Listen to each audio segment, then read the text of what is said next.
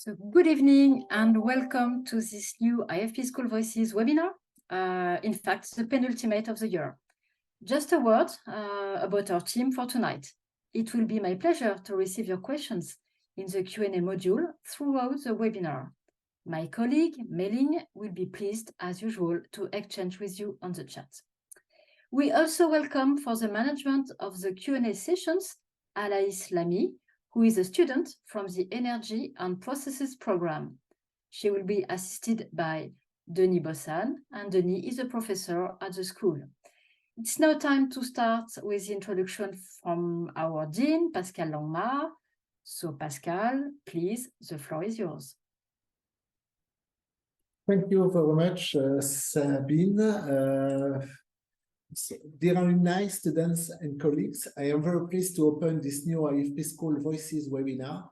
As you may know, our school Voices webinar are dedicated in priority to our graduates, our students, and also the colleagues from IFP UN Group. All the trends in energy and mobility sector can be discussed here. Dear graduates, let me remind you that you are part of a big family, the alumni of the school. With more than 16,000 alumni active all over the world, you represent a strong network and you are the best ambassador of IFP School. Thank you again for joining us tonight. For now, let me introduce our guest, Damien Herriès. Damien Herriès is Vice President of the Green Energy Value Chain Business Unit for Technip Energies, and is also CEO-elect of Rely, a new company delivering integrated green energy hydrogen solution. Damien joined Technip in 2006 as startup and commissioning engineer.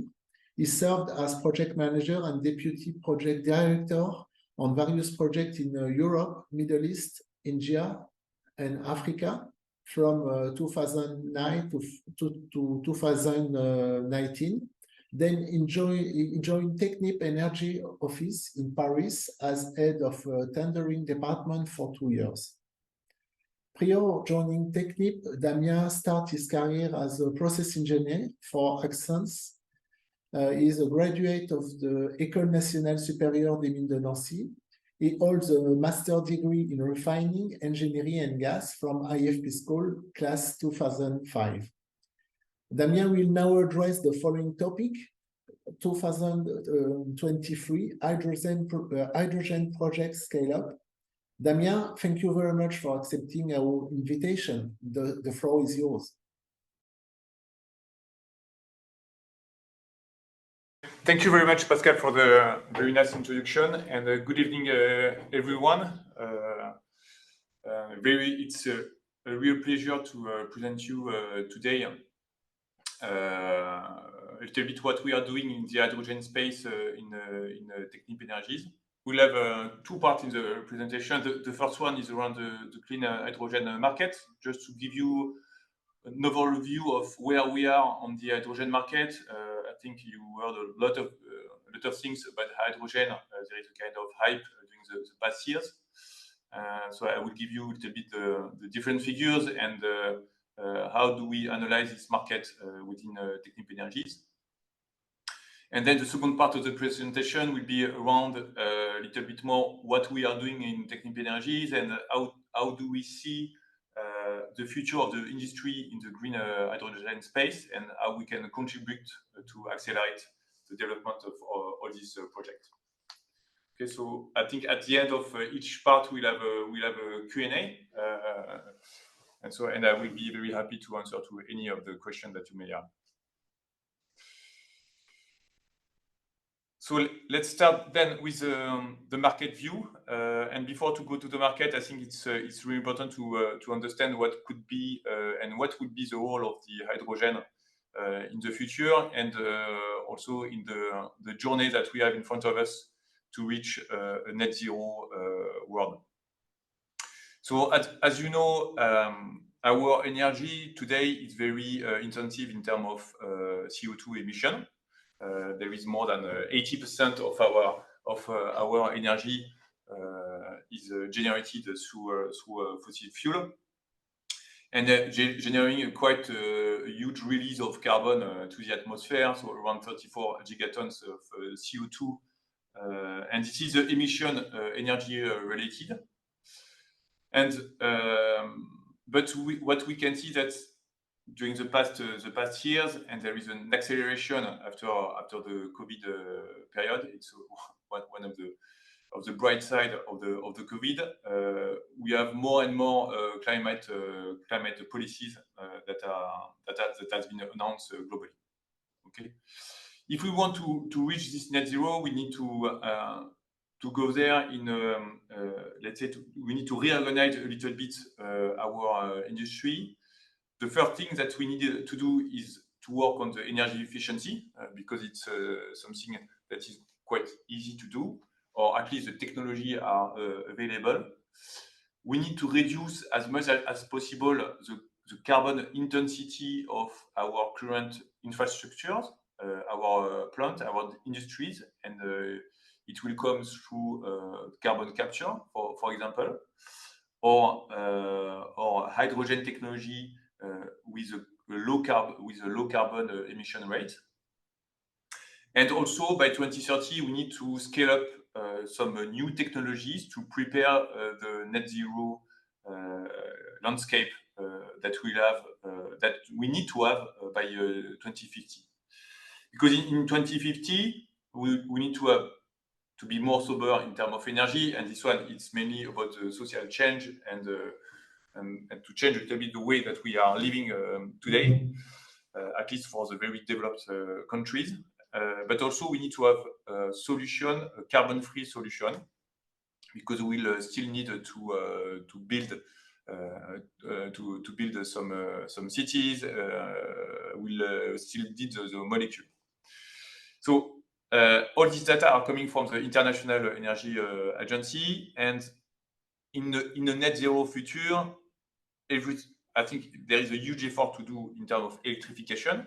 As you know, there is 12% of the final energy consumption today is through electrical consumption. So we need to increase that part from 12% to 50%.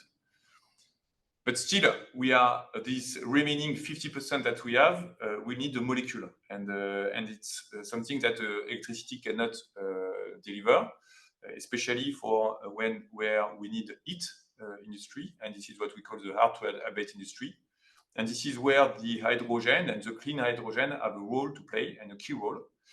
And the forecast today that around 12% of the final energy mix in terms of consumption will come from clean hydrogen. And more than that, clean hydrogen, I think just to step back a little bit. So what do we call clean hydrogen actually?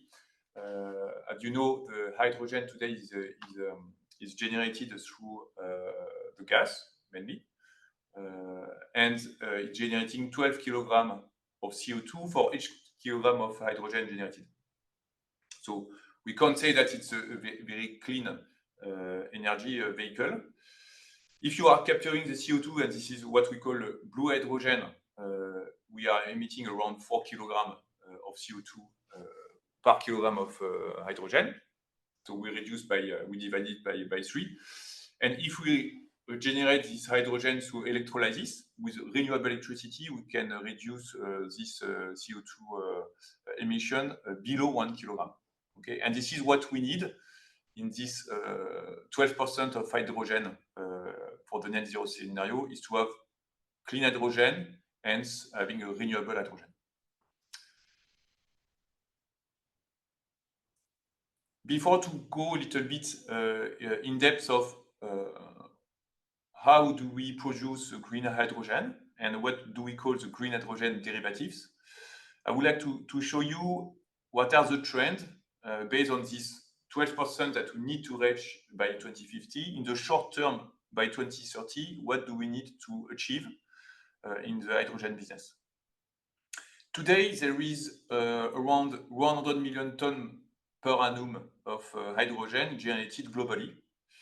And it's mainly hydrogen that we are using, and I think most of you know that we are using to clean our fuels in the refining, to generate methanol, or that we are using in the fertilizer industry because we are combining the nitrogen with the hydrogen to do ammoniac. And this is today the global usage and the general usage of the hydrogen. So as you can see, by 2030, if we want to meet our net zero scenario, we need to have an additional production of hydrogen of 38 million tons per annum. So having an increase of 38% of the hydrogen today.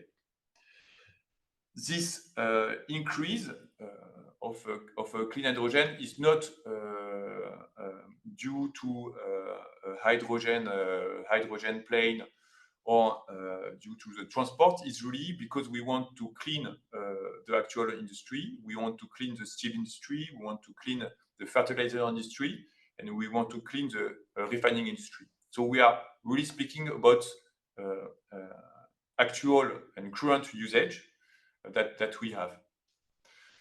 But we are not there, not at all, actually, because to reach this 38 million tons per annum, it's an investment of 200 billion euros that we need to do in the coming 5 to 7 years. It's quite a huge investment. If you want to have an idea, last year in 2022, in terms of investment in the energy transition, we are talking about 200 billion euro, but it's for the wind and solar plant, it's for the biofuel, so for all the energy transition. So here we are talking about 200 billion euro only for the hydrogen.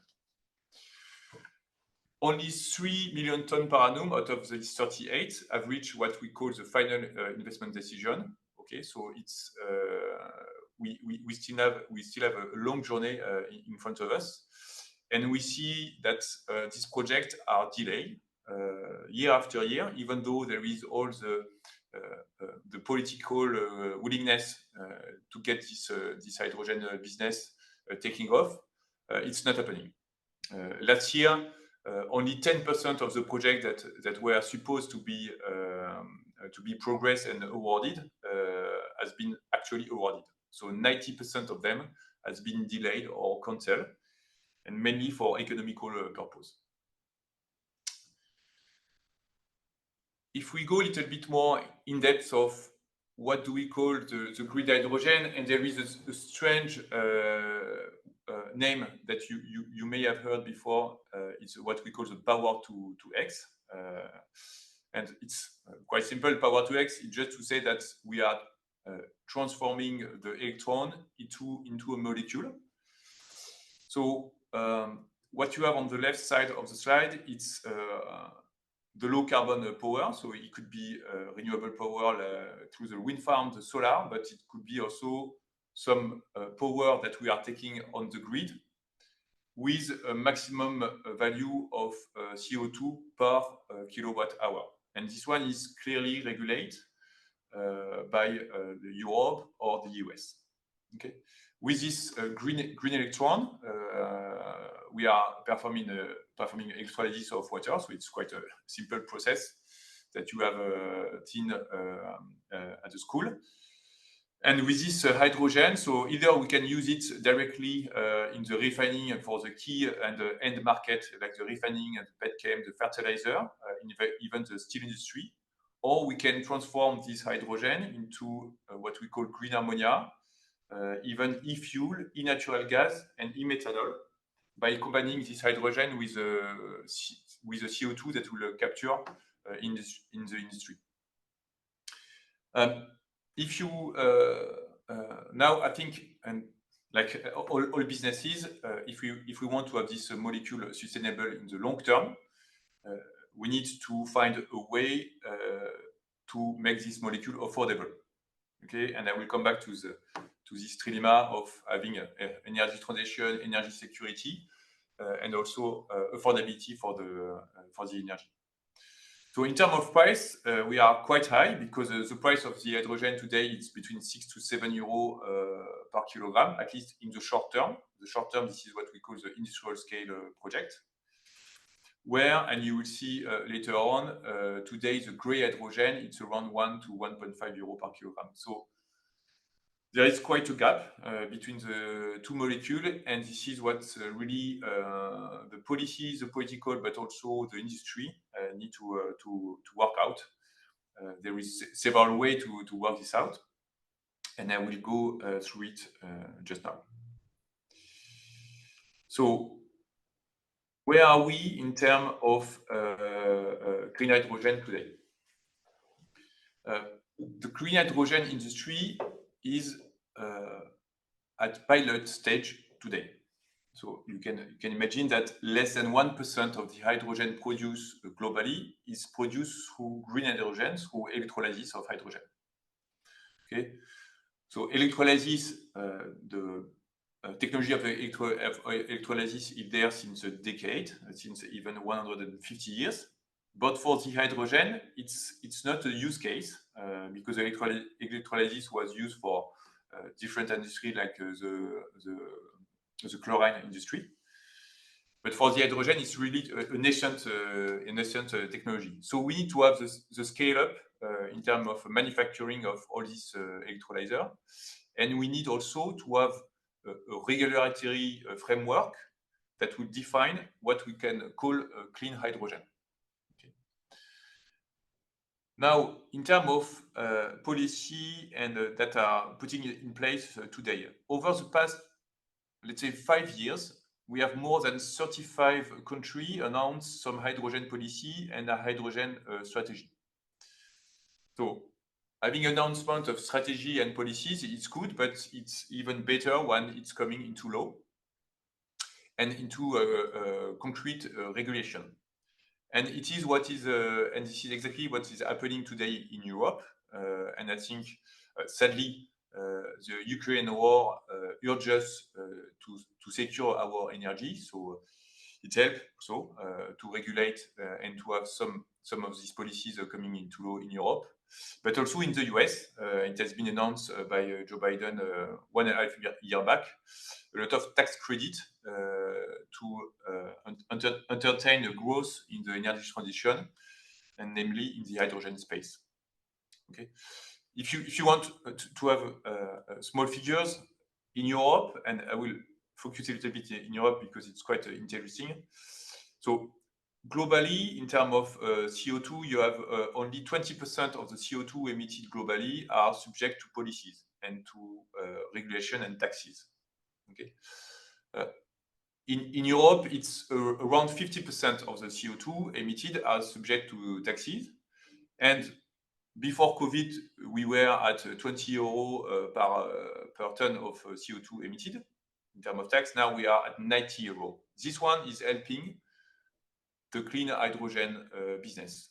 And on the top of that, it has been announced just this year at the beginning of the week by Ursula von der Leyen that we'll have 4 billion euro of subsidies to develop a clean hydrogen project. So momentum is there, and we see that the policymakers are really ready to ignite this new business.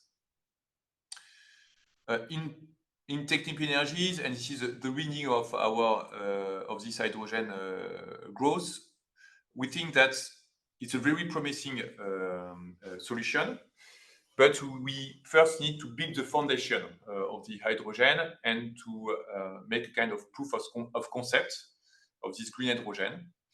And it will be until 2030. And this is what we call the industrial scale project, where we will develop actually green hydrogen to replace gray hydrogen in existing facilities. Okay, so it will allow the system to learn, to develop technologies, to industrialize technologies, to build the supply chain, and we can reach a price. Our assessment that this molecule can reach a price of 3 to 5 euros per kilogram with the subsidies. Okay, so we start to decrease the gap compared to the gray, because the gray is today at 1.5. The off-taker, the first consumer of this clean hydrogen will be the refiner, the fertilizer, but also the steel industry that is using extensively coal today to reduce their to reduce their iron. In the longer term, after 2030, if we succeed to decrease the price and to scale up this clean hydrogen molecule and the green molecule, we could have new consumer, we could have long-haul transportation, we could have aviation hydrogen base in the longer term. But we are not yet there. I think it's still a little bit science fiction. We first need to, the 10 next year that we have in front of us are key to develop the business and to make it viable in the long term. Okay, but we need to invest now in the technology that we could have after 2030, because as you know, I think all of you very well, if we want to have a technology that is usable at the industrial scale, it takes at least 7 to 8 years of research and development. So we need to invest now if the hydrogen will be one of the molecules of the future. But the main hurdle, and just coming back a little bit on the cost aspect, and it's really something that we need to focus on, just to give you some ideas. So with the hydrogen, we can generate a lot of different molecules, like e-fuel. So we can generate eSAF. So we are combining the CO2 with the clean hydrogen, and we reconstruct the SAF. The fuel that we have for the sustainable for the aviation. We can also recombine the CO2 with hydrogen. This is the e-methanol, in natural gas, and green ammonia. The cost of this molecule is very linked to the cost of the green hydrogen, because today for a green ammonia, this is what you see at the top of the slide, for green ammonia molecule, 70% of the cost is coming from the hydrogen. And the same for the e-methanol. So if we cannot find a solution to decrease the cost of the green hydrogen, we won't be able to have this molecule also on this market and affordable. And just to illustrate what we have in front of us, we compare, and this is the bottom part of the slide, the cost of this green molecule against the cost of the actual product and the fossil fuel products. If you take the e-fuel, today it's 6 times the price of the kerosene or the jet fuel as we can buy it today in the refineries. The hydrogen is 4 times the price, the green hydrogen. In natural gas is between 3 to 4 times. Okay, so this is where we need the industry to develop technologies, to collaborate, but also at the same time we need to have all these carbon taxes in place to compensate the gap.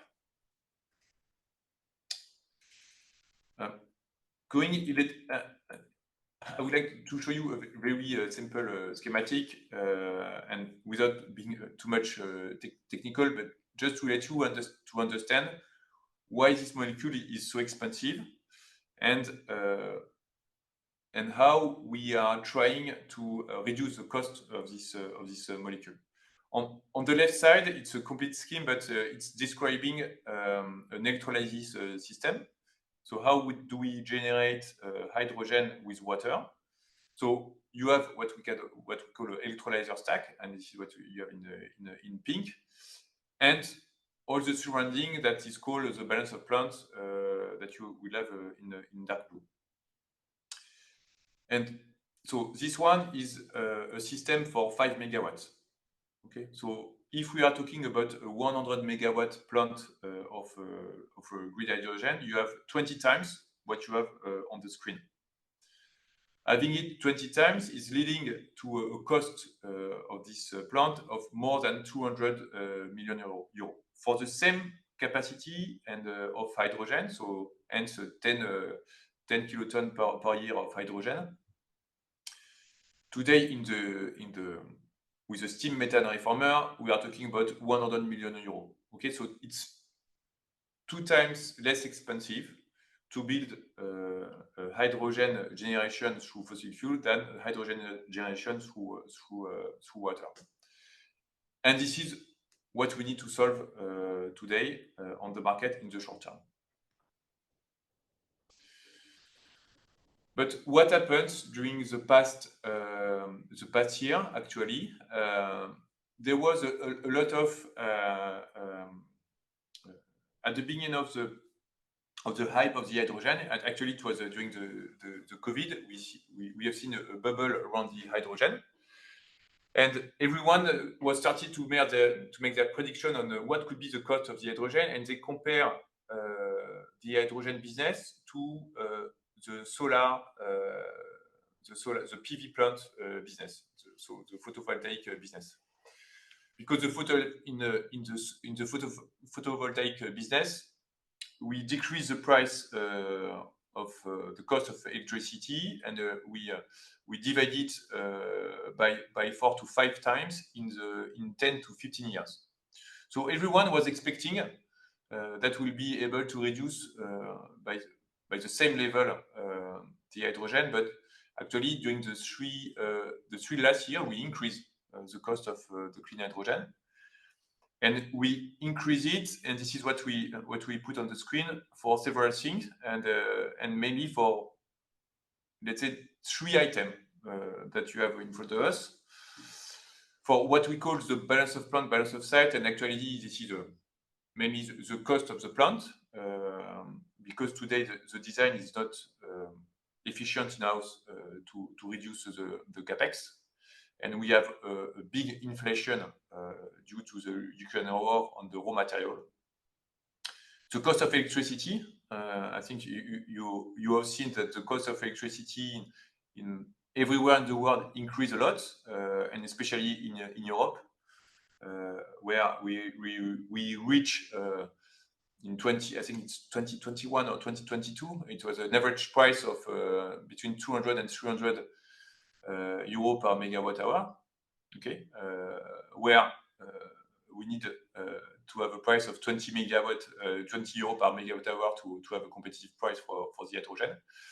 And finally, in terms of financing and the cost of capital, and this is what you have in yellow, we see an increase in the cost of capital. This one is quite interesting because this increase of costs of capital is not only due to the inflation, not so much, but it's more due to the fact that today the banks, they do not want to invest in project where the technology is not mature, because it's too much risk. And this 3 item is illustrating very much why, and this is a figure that I was showing before, why only 10% of this hydrogen project have been financed, and 90% of them have been delayed or canceled. So we have for this first session a few questions. The first one is, what investment in renewable electricity for hydrogen is needed to fit this scenario? So if I understand correctly, it's what is the investment that we need in the renewable electricity to meet this scenario? So I think it's just a rule of the thumb. When you take a capex of a green hydrogen plant, the capex that you need in terms of renewable electricity, it's more than 20 to 30% of the plant of the hydrogen. So if we are talking about 200 billion euros to be invested by 2030, we are talking about 60 billion euros of investment for the renewable electricity.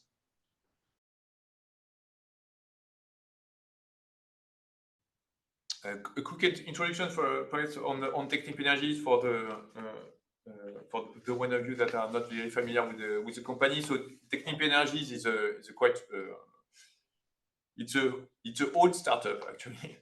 No, it's a old company that you know as Technip. It's more than 60 years. We changed our name a few times. We are Technip, and then Technip Flexip, and then Technip again, Technip FMC, and finally we spin off with a subsea branch 2 years back, becoming Technip Energies. And Technip Energies, we are focusing on the technology and the project services in the field of the oil and gas and the energy transition. So we have we have between 6 to 7 billion euro of turnaround. We have quite a comfortable backlog at 18 billion euro of backlog. So backlog, this is the number of or the amount of projects that we have in our portfolio. 50,000 employees globally.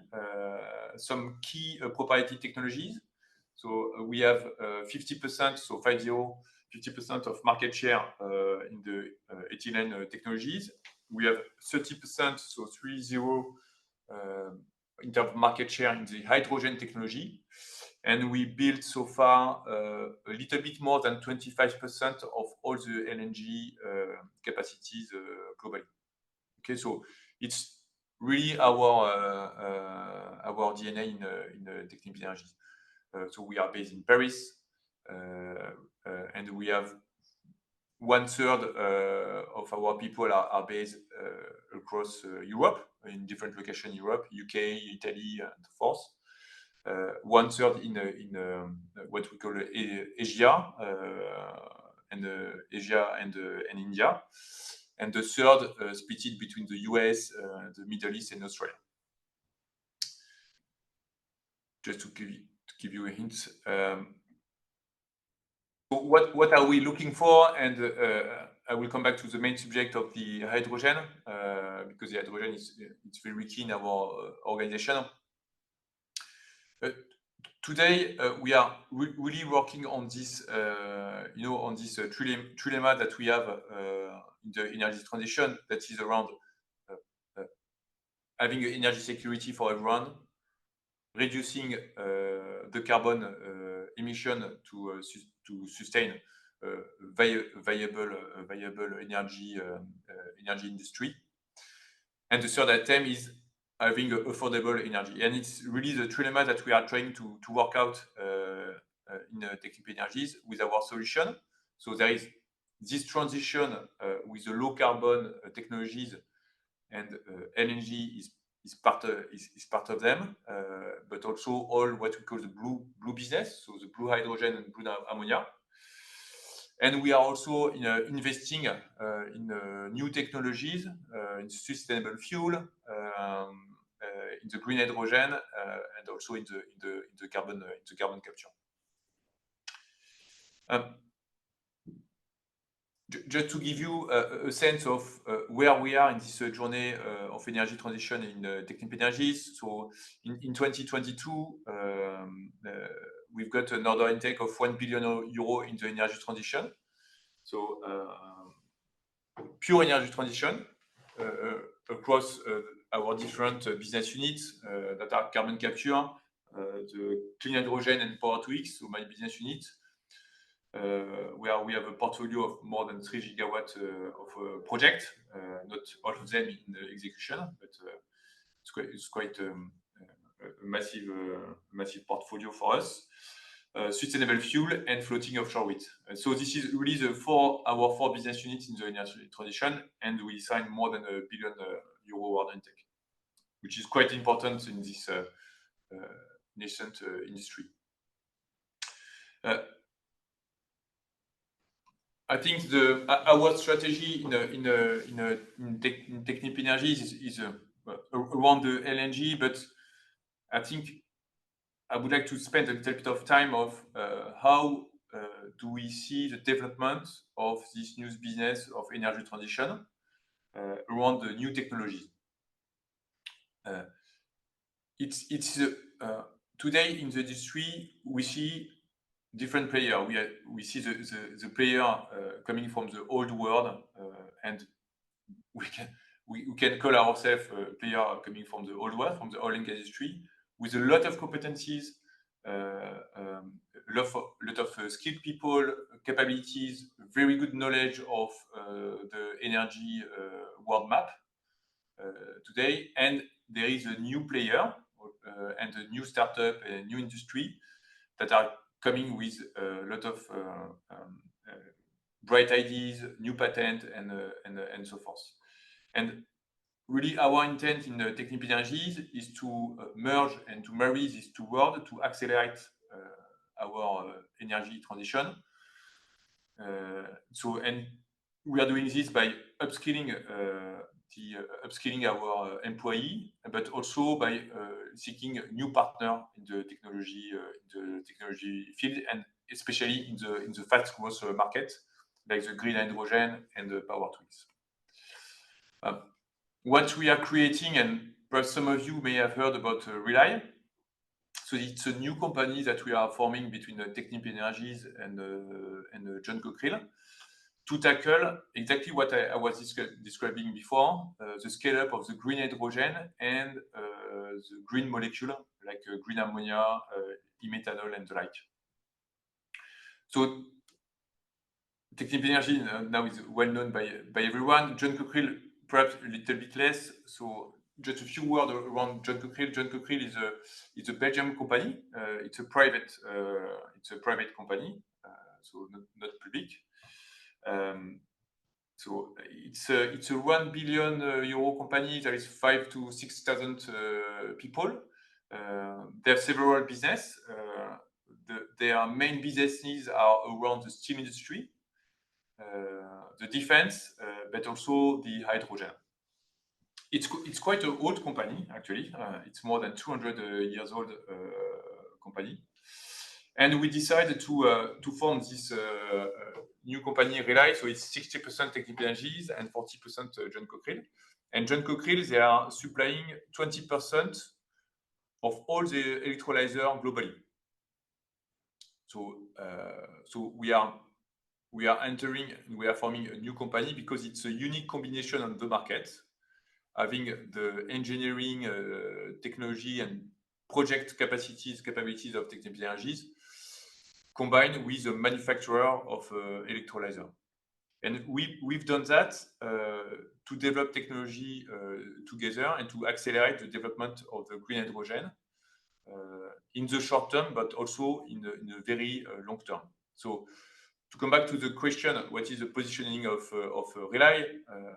Rely today on the supply chain, what we will do is we will provide services to our clients to develop their project, from the project financing, the feasibility, what we call FEED, the project execution, so to build a project, but also providing some operation and maintenance services to our clients. And we are doing it in a unique way because we provide some new technology and new products, very standardized. Because to the contrary of the oil and gas business, the green hydrogen and the green molecule business is a business that can be easily standardized because the electron has the same quality everywhere in the world, which is not the case for the gas or the oil. So the only way to standardize a complete plant, it was really to have this marriage between an engineering like Technip Energies and John Cockerill. Okay, so and the company actually will be, we announced this on the market on May 4th, and it will go live next week, next Wednesday. We'll have the official closing of the transaction, and this new company will go live. So very much on time to present it to you. Perhaps I would just finish and my presentation with this slide to give you a little bit overall view of where we are, just to give you some concrete takeaway for you. And this is where we are developing project in Technip Energies for a lot of different clients across the globe, as you can see. And this is exactly, and Rely will do exactly the same in the future. So as you can see in Europe, it's a quite a dynamic, it's a dynamic market. We have quite a few projects in the Netherlands. There is big industries in the Netherlands, big refineries. So urgent needs to decarbonize this industry. And there are also some offshore wind capabilities. So it's a good combination for the green hydrogen. Hence our development and project there for different clients like Engie, but also BP and Uniper. We have also in France, and it's part of the industrialization plan announced by the government beginning of this week. There is a lot of project developer in France. It's very encouraging. We are developing e-methanol. We develop e-methanol for cement industry close to Lyon. We are working on some e-fuel project together with our colleague of Axens in Overa in the southeast of France. So it's happening. Permitting is not easy in France, but we'll get there. And there is the Nordics, who are also very active in this market because they have a lot of renewable electricity and maybe hydroelectricity. In Norway, for example, or in Finland, where we are also developing some projects for some refinery there. There is not only Europe, there is also big momentum in US, and we see it coming. Even though in the US, they will start to capture the CO2 from their hydrogen production to store it in their reservoir. But they have also, as it is a gifted country, they have a lot of renewable, big potential in terms of renewable. So green hydrogen will be definitely a market for the US in the longer term. In the Middle East and the COP28 is also helping.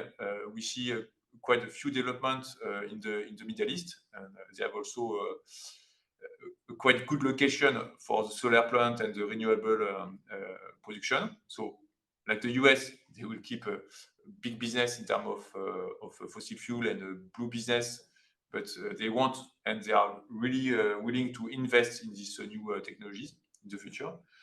And we have also Australia, with also very active. As you know, Australia, there is also a lot of different nice places, windy and sunny places that can make this molecule that can produce this green molecule at a quite very reasonable price. Okay, I'm coming to the end of my presentation. So thank you very much for listening to this 40 minutes of slide. I'm very keen to answer to any other questions that you may have.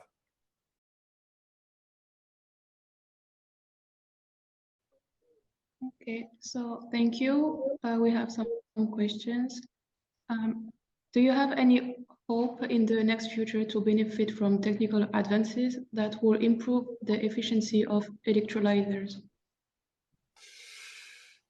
Yeah, so it's a good question.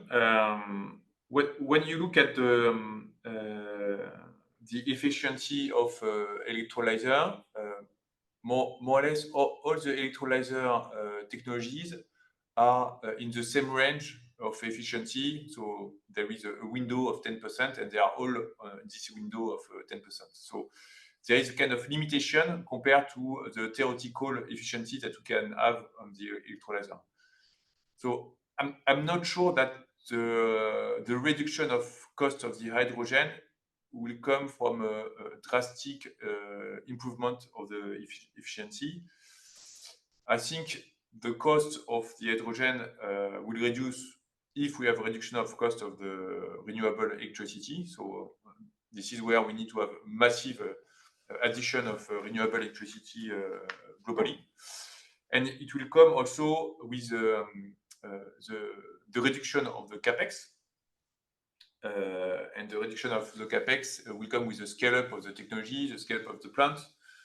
As we can understand, building a plant of 100 megawatt or 500 megawatt or 1 gigawatt, it will not have the same effect on the price. So well, at least this is the reading that we have today, and the understanding that if we want to reduce the price, it will be more by getting cheap electricity in some part of the globe, and being able to reduce the capex, and also manage the intermittency between the renewable generation and the hydrogen production. Okay, thank you.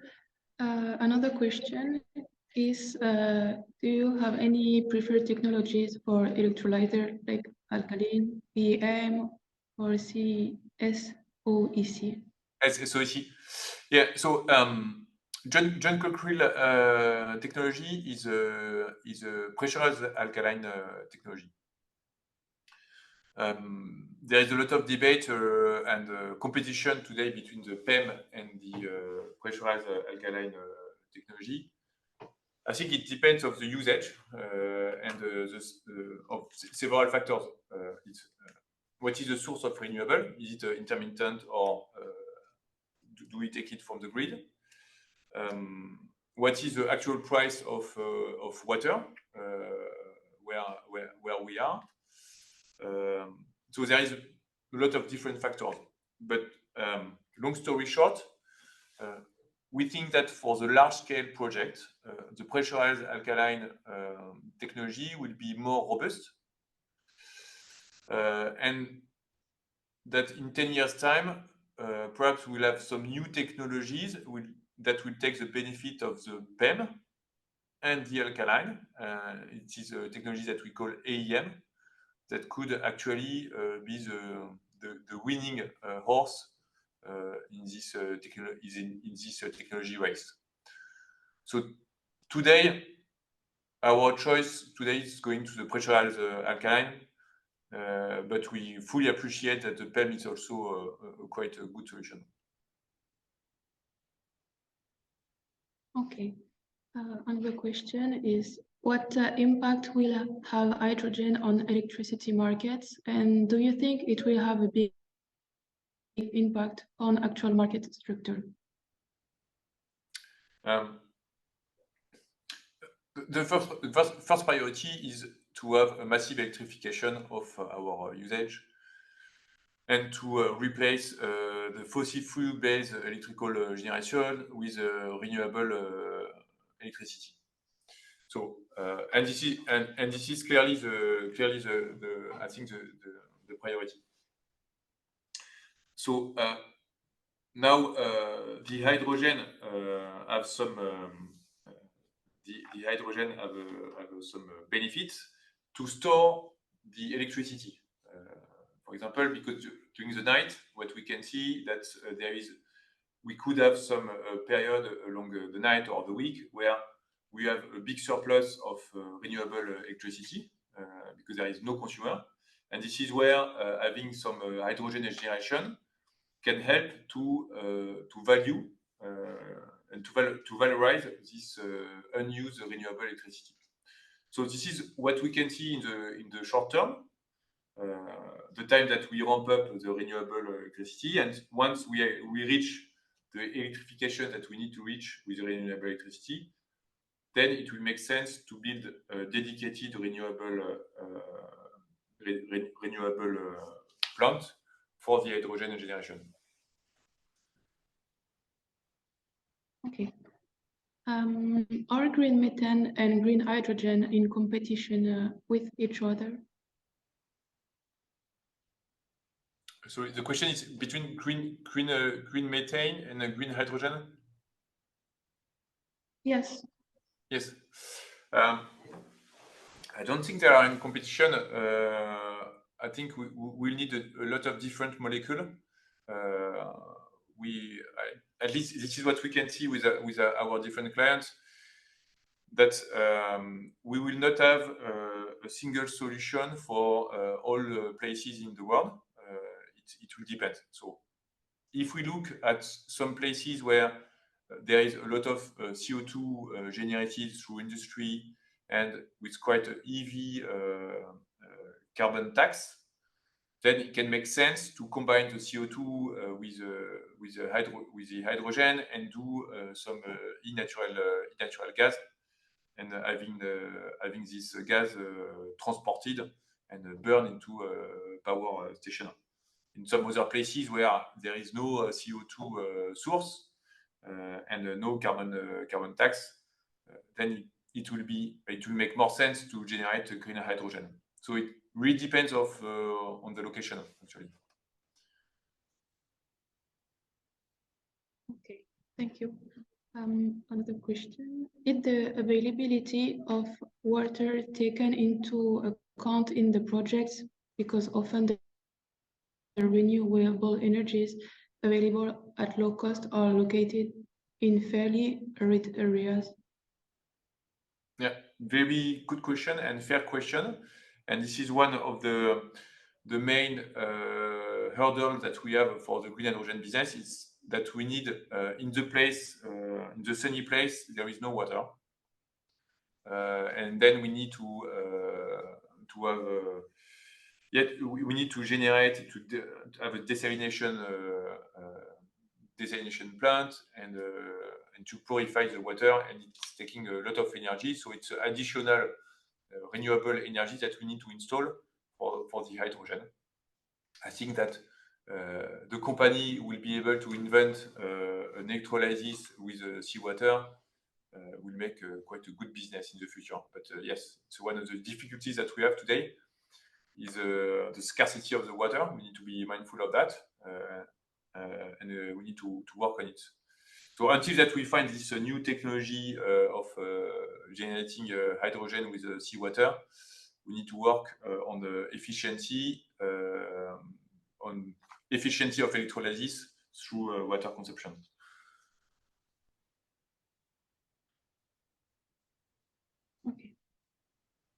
Okay. And in this very challenging and risky domain, what is the business model for Technip Energies?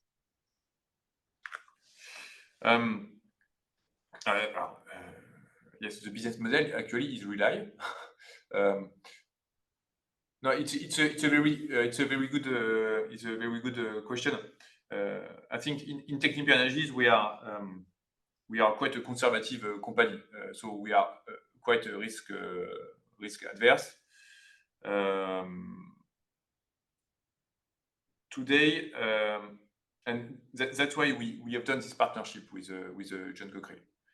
Because the technology is not mature, so the main risk for us as an engineering and project services provider is to build a plant that won't work at the end, that cannot deliver the performance. So this is the main risk for us.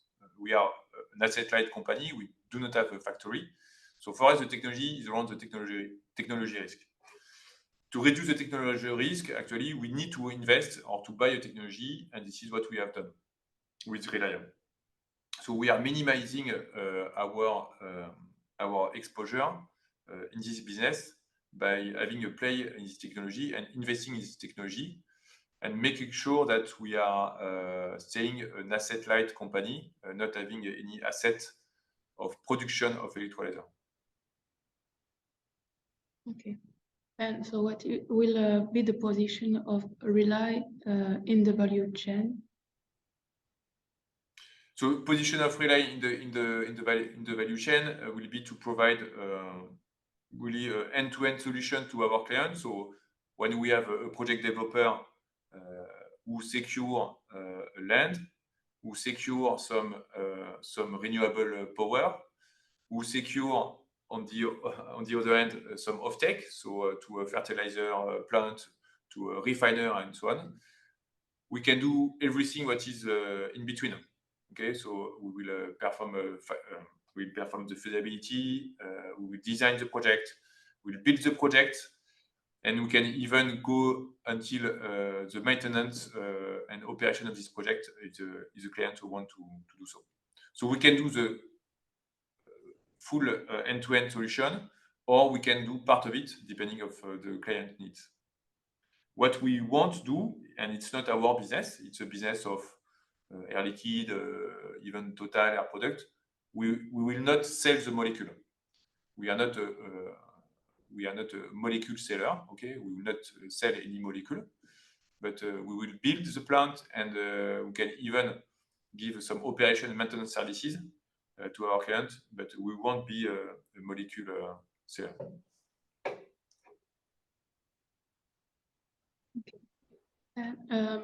You have some project from 100 megawatt to gigawatt.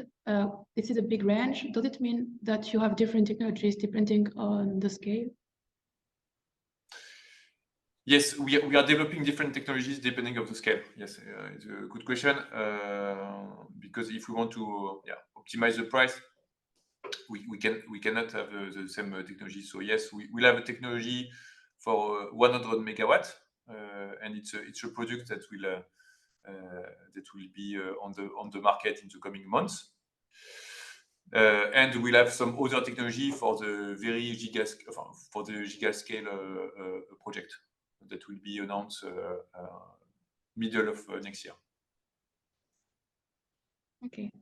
And would you recommend to an industrial to invest in green hydrogen today, or to wait until the technology is more mature? I think it's a tricky question. It's always a question of being the first mover. So if we are the first mover, we take the risk of being a first mover. So either the technology is good, and is producing, and then we can benefit from a quite high premium from the people to buy our molecule. But there is some risk associated to it. What I can now comment is that today it's quite an expensive molecule, but it's better. Okay, we need to work on the price. That's one. As you have seen, a great part of the price is made by the renewable power price. So the first thing that the market tried to secure today is a technology maturity, and to secure a technology maturity, I think our clients, they need to work with the people who are in the industry since decades, like us or some of our colleagues. Thank you. So we have the last question, which is how many engineers specialized on hydrogen do you hire today at Technip Energies, or later, like in 2030? Yeah, sorry, can you repeat the question? I'm not sure to understand the question. How many engineers specialized on hydrogen do you hire today at Technip Energies, and in the future in 2030? No, so today we have more or less more than 200 engineers that are working to business related to hydrogen. So expert or equipment expert, process, material, and so on. Because we have the grey hydrogen business, and so we are upscaling these people to come into a clean hydrogen business. This is where we are today. And what we have in the future, so it has been announced on the market with the Rely, we are forecasting to be a 1 billion euro revenue company by 2030. And to go there, we need to scale up our company up to 3,000 to 4,000 people.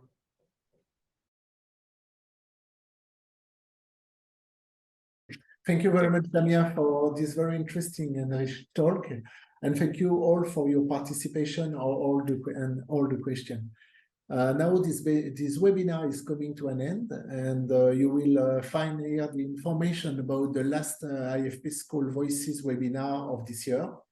On December 7, we will be honored to welcome Colonel Sylvie and Captain Amandine, both from Service de l'Énergie Opérationnelle, SEO. They will share a presentation about the activities of the SEO Technical Expertise Center and the interest and benefits of the energy transition for the armies. Don't miss it. I wish you a nice evening, and we hope to see you in December. Thank you very much. And thank you to all the team who organized this seminar. And thank you very much, Damien, again. Thank you. Thank you very much. Thank you, everyone.